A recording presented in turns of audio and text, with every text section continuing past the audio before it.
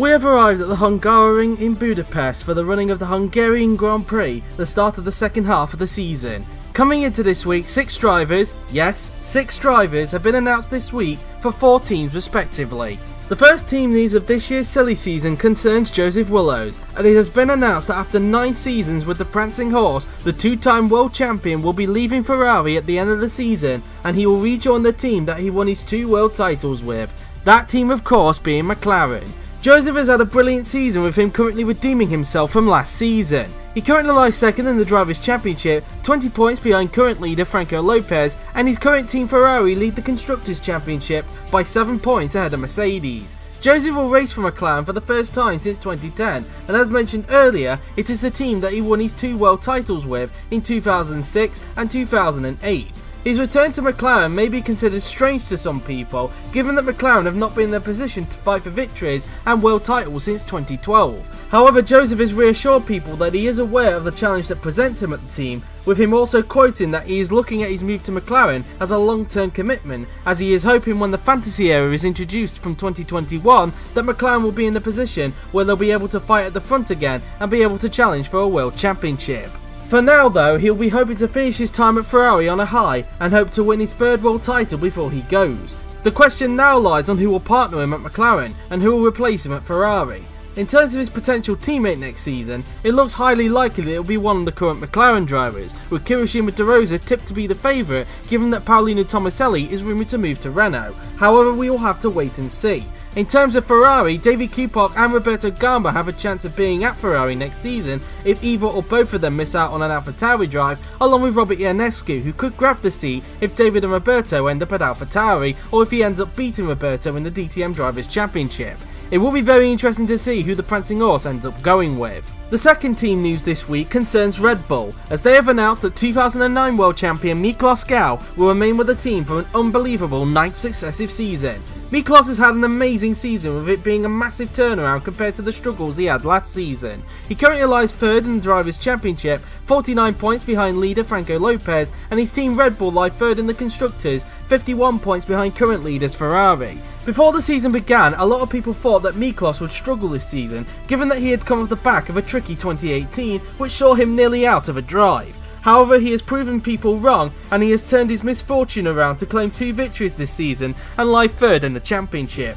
Miklos will be relieved to be announced early in the season, as will the Hungarian fans who are in attendance at the Hungaroring, and he will be looking to continue this momentum into 2020 and challenge for the championship again. The only question remaining at Red Bull is who will be his teammate, with Franco Gamba fighting to be retained next season, whilst Jay McKenzie, who is also competing for the 2nd Red Bull seat, hoping to be back in a top car in 2020. Only time will tell what will happen to the Austrian energy drinks company in 2020. The penultimate team news today concerns Mercedes, as to the shock of no one, they have announced that championship leader Franco Lopez and Brett Armarcar will remain with the team for another season. Franco is having an amazing season, garnering 4 victories so far this season. He currently leads the Drivers' Championship by 20 points out of McLaren-bound Joseph Willows, and his team Mercedes lies 2nd in the Constructors, 7 points behind new leaders Ferrari. His announcement means it is the 2nd season in a row that Franco has been announced in the first episode of the GP4 OC News. He will be happy to know that his future with the Silver Arrow has been secured early again, and he'll be looking to win his 1st world title this season and hope to challenge again next season. His teammate Armarcar, on the other hand, will feel relieved to be announced early, given the tricky season he has had so far. He currently lies 6th in the Drivers' Championship after retiring from the last 2 races due to crashes with Gabriel Gomez, which in turn has led Franco Gamba to overtake him in the Drivers' Championship. Despite winning at Monaco via some luck, he has struggled to adapt to the Mercedes compared to Franco Lopez, who is in his 2nd season with the Silver Arrow.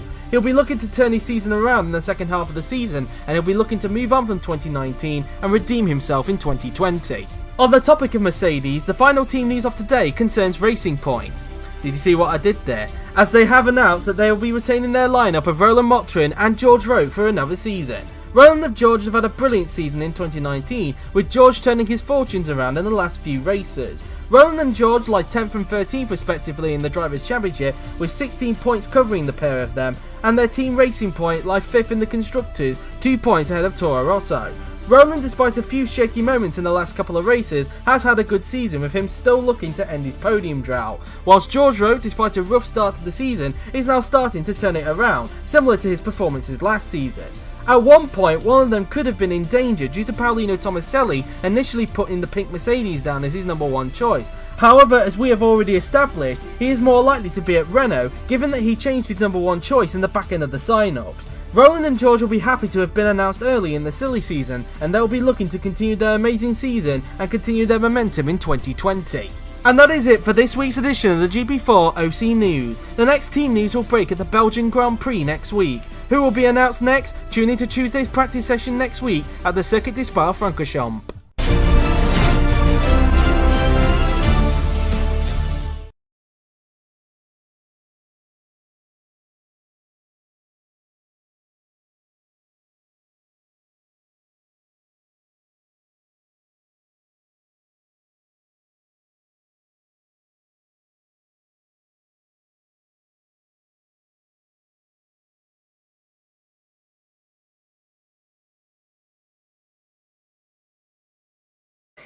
And my voice is back again. Hello everyone and welcome to the practice session ahead of the Hungarian Grand Prix, just coming off the back of that news video. I am JW97 and I'm joined by, well, not a Hungarian, but somebody who is from the eastern part of Europe, and I'm pretty sure you may have been to this track a few times. It's the man who is fighting to try and replace me at Ferrari. It's Robert Ionescu. How are you doing?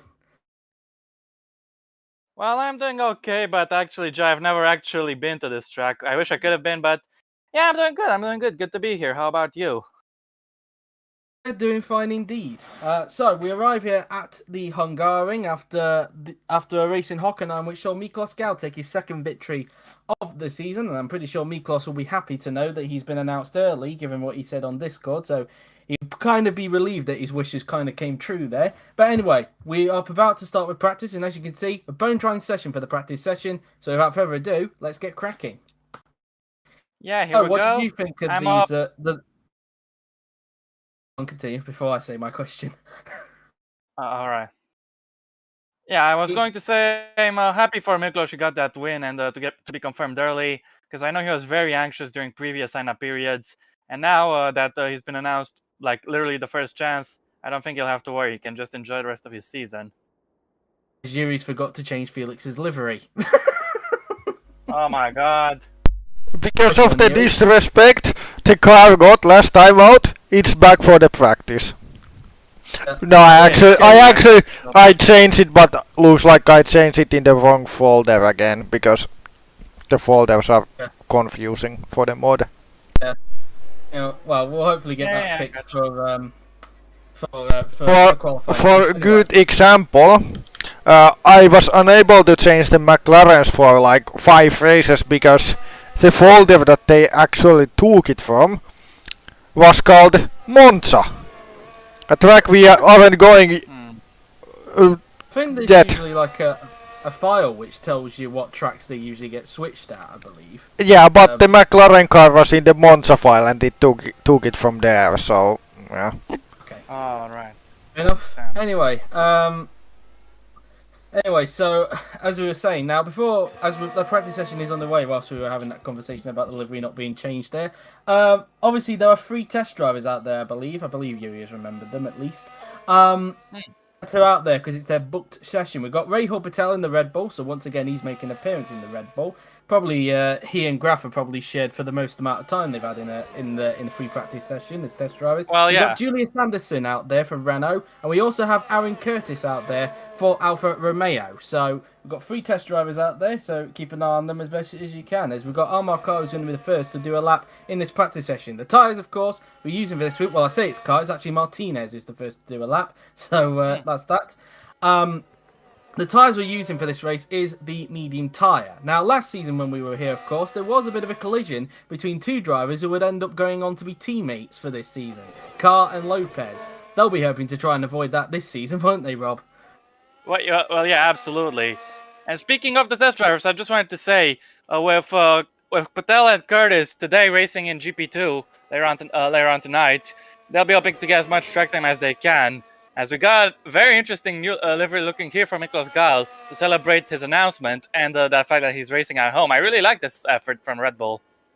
I think this might have been the livery that Franco Gama was referring to. It was actually here at Hungary where we're going to reveal it. So yeah, Red Bull have got a special livery in place for, I believe, Miklos Gal's home race. So we've got that in place for this week.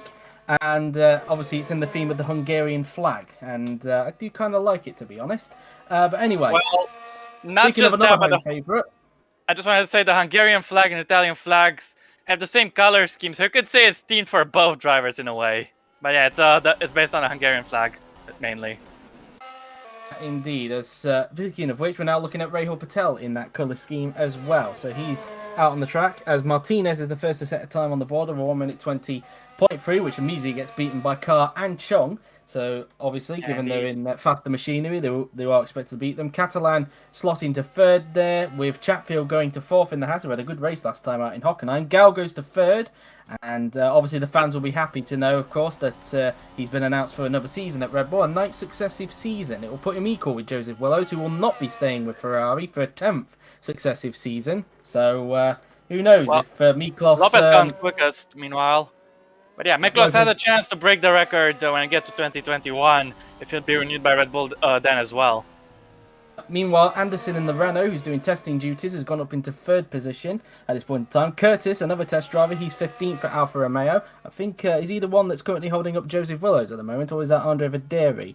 No, that is Curtis, because that is not the number 80 on the car there. Vaderi, of course, has number 80 on his Alfa Romeo. That one didn't. That was using Gabriel Gomez's number, so that would be Curtis. But those guys up in 6th place. That's everyone down with their laps initially, and yeah. The first laps are done there. Roke's gone to 12th behind Fosbury, who didn't have the best of races last time out in Hockenheim. In fact, didn't have the best couple of races last time out, being involved in some collisions on the first lap and getting damage as a result. Meantime, Wallace tries to find a way through on Curtis there, but Curtis saying no to that. And Wallace will have to... Yeah. Joe, I interrupted you a little earlier, but you were going on to speak about Ron Motgan, and... he's currently up in P5. That's a pretty impressive effort, even though it is only practice, I gotta say, from him. He's in front of compatriot Gal, actually. Both of them, of course. This is, of course, their home race. They're looking to impress. But one thing as well with Motrin that we need to keep an eye on, of course, is the fact that he has a 5-place grid penalty.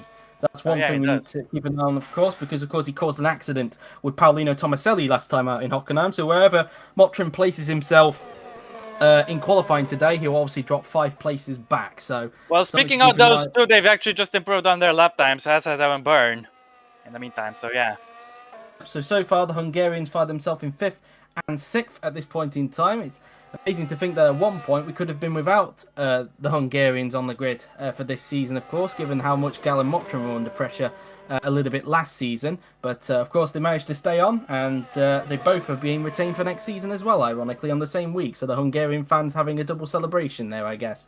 Hopefully. That's very good for them, naturally.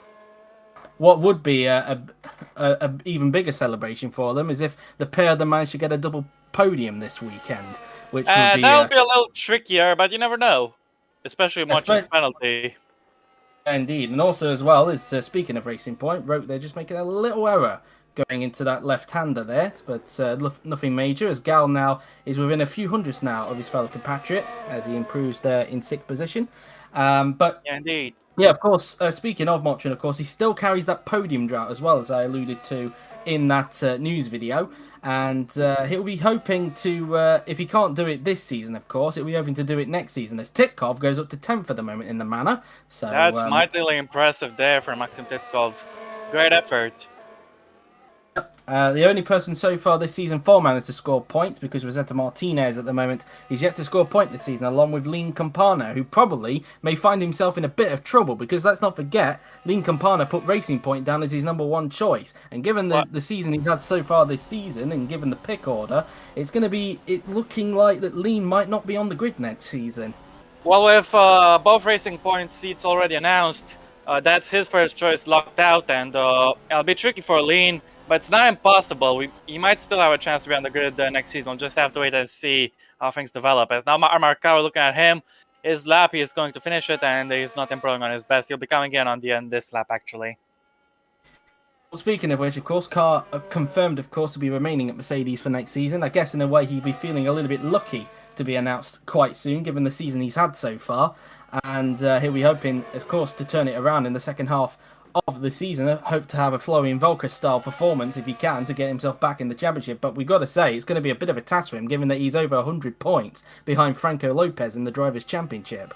Well, that's still not impossible. Anything can happen in GP4 OC, and even though maybe 100 points now, you just have a good run of 3 or 4 races, and it can be much closer to your rival. It's It's full of twists and turns, this championship, and about the sign-ups, I don't think anyone was feeling brave enough to go for Mercedes other than the drivers who are already there. So Ka being retained was in the end, I guess, no real surprise whatsoever. Yeah, indeed. And of course, Franco Lopez again being announced very early. Of course, he's having a mega season so far. I'd argue it's probably been a lot better than what it was last season, to be honest with you. And he's needed it to be because he's obviously trying to redeem himself a little bit after a bit of a dip in the second half of the season last season, which you could argue cost him the championship last season, of course. But well, he's been able to learn from it now with hope, and now Lopez is undisputably the favorite for the championship. There are still some, including one, Joseph Willows, who are going to try their best to take it away from him. Well, especially for Willows, because as we now know, of course, he is returning to McLaren next season. So for him, really, because he set out a target back in 2011 for him to win the title with the Prancing Horse, this is his last chance to do it. Yeah. It's his last chance to do it. Yeah, that is unless he comes back to Ferrari in later seasons. But according to the team news, it appears Joe is eager to stay at McLaren long term. So this might, after all, prove to be his last shot. So I'll just have to wait and see if he can take the title away from Lopez or not. As Aaron Curtis has improved all the way up into 7. That's a mighty effort. Keep up into 11, meanwhile. And speaking of Willows, he's currently being impeded by the Haas. So he's not going to be improving the first sector there. 10.5 down. Speaking of Curtis, he was the one that was impeding Willows a little bit earlier on, so he's obviously managed to clear him at last, but now he's getting held up by the ex-Ferrari test driver of Jared Fosbury. In the meantime, Patel trying to make a little move there on George Roque, but not thinking about it there. Roque just able to hold him off. Obviously, the straight's not that long, but it's not impossible to overtake, as we've seen plenty of times around this track. This corner, as we've seen in the past, this corner here can be a bit of a troublemaker, obviously. I don't want to be reminded of that. I've made some pretty embarrassing errors there myself, so best we don't talk about it, eh? Yeah, well, last season there was only, I think, one little major problem there last season, but as long as it's only one in Yuri's eyes, that's fine. So, yeah. That's that, really. Here is Kirishima DeRosa, who's just coming around the final corner. He's obviously been starting his lap right now. He's obviously been scoring the points for McLaren the last couple of races because, of course, Tomaselli has been taken out of the last 2 races through no fault of his own, of course. He was obviously taken out on lap 1 at Silverstone and, of course, taken out by Roland Motrin at Hockenheim, which, of course, landed Roland that 5-place grid penalty. But obviously, Kiro, as we saw in that news video, appearing to be the favourite to probably partner alongside Joseph, given Paulino is rumoured to have moved to Renault. So, well, yeah, so it seems, and I don't think you should say Kiro's hasn't done good enough to keep his seat. I think quite the opposite. He's had a good run of form. He's been consistent, and I don't see any too strong opposition for him. I think Kiro should be able to retain his seat easily. And now it's only a matter of when he'll be announced rather than a matter of if he'll be announced. And that's my opinion, at least. We'll have to wait and see, of course. We ride on board now with Rahul Patel with the special liveried Red Bull that they are running for this weekend for the Hungarian Grand Prix. And speaking of which, he's got Miklos Gal right behind him, so the 2 Red Bulls are together. As here is Laura Chong, who's locking it up there into turn 2 there. Luckily, struggling for grip a little there. Carry too much speed into the corner. It's a tricky type of corner because you need to be slow in, fast out, because it leads you onto a very fast flat out section. They run all the way up the hill towards turn 4, and the lockup here will compromise you a lot. It'll ruin your exit. Indeed, you can just see the lock up there. Obviously carrying a bit too much there, and the front left just locking up there. Tomaselli goes up to 14th at this point in time. You need to be on the throttle as early as you can on the exit of 2, and if you're still trying to recover from a lockup, you're not going to be able to do that, and you can see that's why Laura Chang lost so much time in the first sector there, as the Rosa has improved again to go up into 13th. The McLaren's only 13th and 14th so far, so they've not been able to show some pace at this point in time. I don't know if it was because they're doing race runs or what, but we'll have to wait and see if that develops into anything when we get to qualifying a little bit later on. Of course, Tomaselli will want to forget last week's qualifying session when he got knocked out in Q1 after, well, being held up by a lot of traffic, it must be said. A bit similar to how George Roque felt back at the French Grand Prix. So, yeah, you could say that. And this is a Hungaroring. It's one of the shortest tracks on the calendar. So if you think traffic was bad in Germany, you ain't seen nothing yet. Hungaroring is notorious for its traffic, and you need to be careful and not to be impeded, or worse, not to miss out on your lap entirely. Come the end of the session, for example, you could ask Sergio Perez about that, and I think he could tell you something. Yeah, indeed. We saw the two Mercedes there together on the track as Curtis is currently up on his personal best in the first sector. We'll see if that develops into anything. I would like to speak a little bit about Curtis because last season, here in GP2, he took his second ever pole and to date his last pole position. And Curtis, he was looking good for a potential race win, but that ended very quickly because he got taken out at the start in the first corner. Now he'll be starting P5 on the grid, and he'll be hoping to redeem himself in GP2 later on today, and maybe avenge what happened here last season. And Curtis will be one interesting one to keep your eye on because he could get a very solid result here later on. We'll see. He's obviously still yet to get a win in GP2, but this season he has been very consistent, it must be said. Hence why he's in the top 5 so far in GP2. Hence why he's linked with a possible move to Alfa Romeo next season. We'll have to wait and see on that. Of course, he has some competition around him. I think it's definitely possible, but it's still too early to say. Either way, Curtis has been picking up his form a little bit, his pace. He's been consistently up there in qualifying, even though his races haven't always gone to plan. He's finding his feet again, and if he keeps it up, who knows? He may be a serious contender for that seat. We'll have to wait and see, of course. Obviously, he'll be hoping to get the first win out of the way very soon if he can, as through the chicane now then goes Aaron Curtis. Well, he'll be hoping that next time he heads to Hungary for practice, he'll be there in that seat as a main driver, not just as a test driver serving his duty, you know.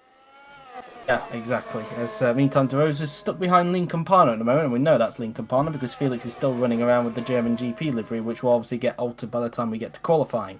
So that ain't gonna be much of an issue, as we'll be waiting for Aaron Curtis to come in and make the end of his run happen. As now Campana has finished his lap there, 6 tenths down, so clearly this is probably a race run.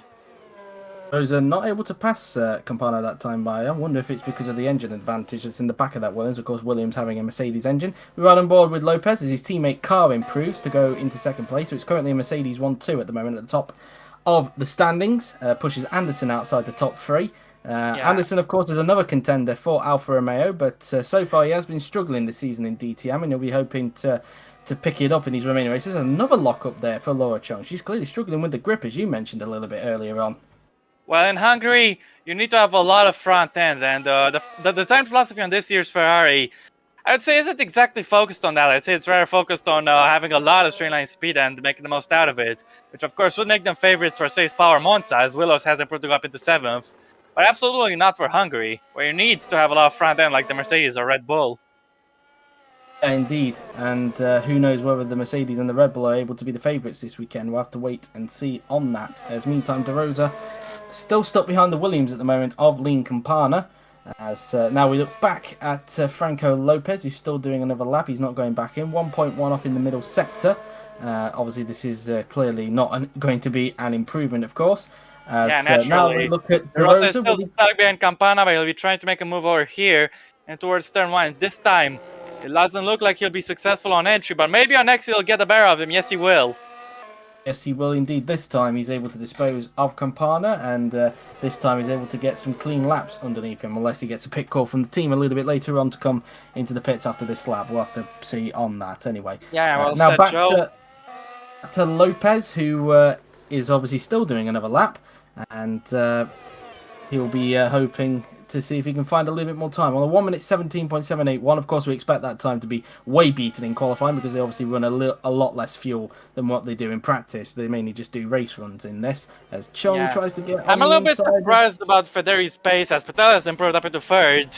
But back to Federi, even though he just improved on his lap, he's down in 21st, so that's discouraging a little bit. But it's still only practice, The teams are most focused on gathering data than rather than going for glory rounds or something like that.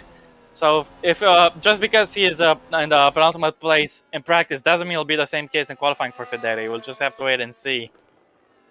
Yep, indeed. We now look back at Lopez. The Autocam seems to be quite obsessed with his car at the moment. Of course, they don't have the livery that they had in Germany, of course, like in real life.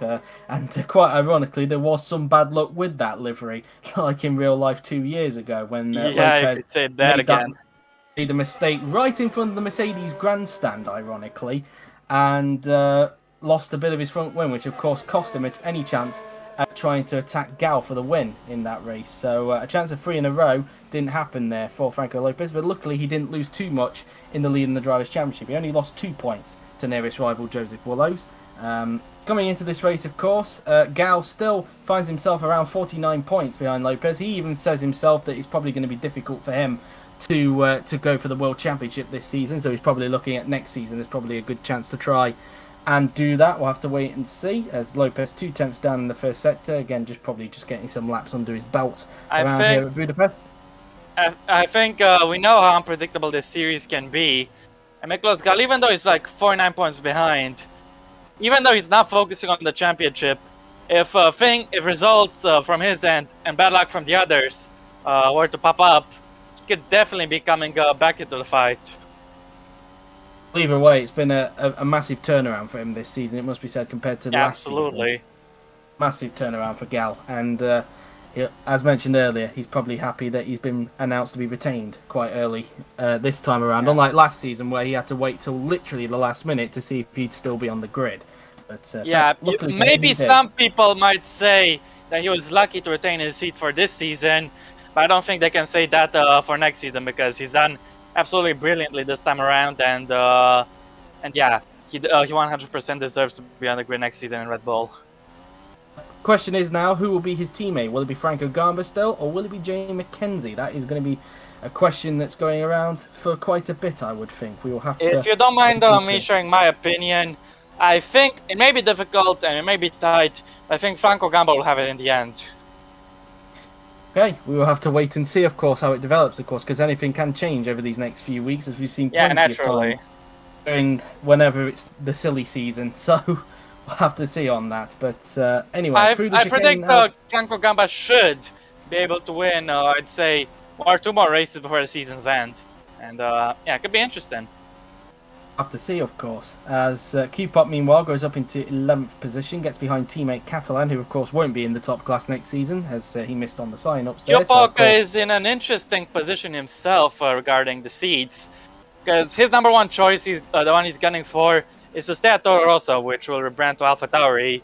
But even if he doesn't manage to get retained there, then he will become a frontrunner for the 2nd Ferrari seat. The 1st Ferrari seat, even though it's not confirmed, will probably go to Laura Chung, and if that happens, Q-Pop may be one of the contenders to grab that 2nd seat alongside Roberto Gamba and myself. I have to see, of course, there are 3 main contenders, of course, with the Ferrari seat, as Catalan, speaking of which, goes up into 6th position. 6th fastest, yeah, good effort. I saw there that Sontag made a little error there going into the chicane there, but it wasn't too much of an issue, as so far Sontag finds himself down in 18th position. This point in time, as Lopez is coming back into the pits this time by, and I wouldn't be surprised if that's the last we're going to see him in this session, given how long we've got left in the session. Just under 4 minutes and 40 seconds remaining. You might go out there for one last quick lap there, give him a tiny little bit of fuel and have him push for a flyer, but I'm not sure really. Have to see, of course, as Lopez just goes around the S's, I would probably like to call it. There's Q-Puck trying to get by there on Fosbury, but isn't able to. Of course, Q-Puck, so unlucky for him last time out in Hockenheim. He was having a brilliant race in front of his own fans, and his engine just decided to give up on him right there. And what position was he in when he retired? I actually forgot.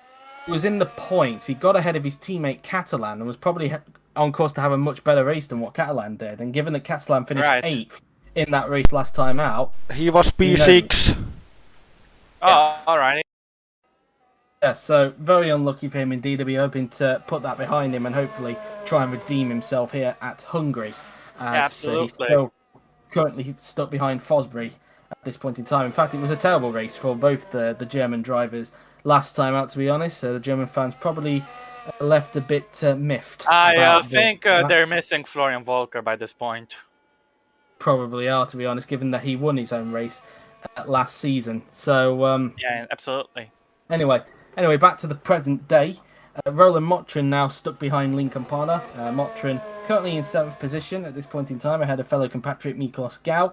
And it looks like he might do 2 more flying laps before the session comes to a close, with just over 3 minutes left.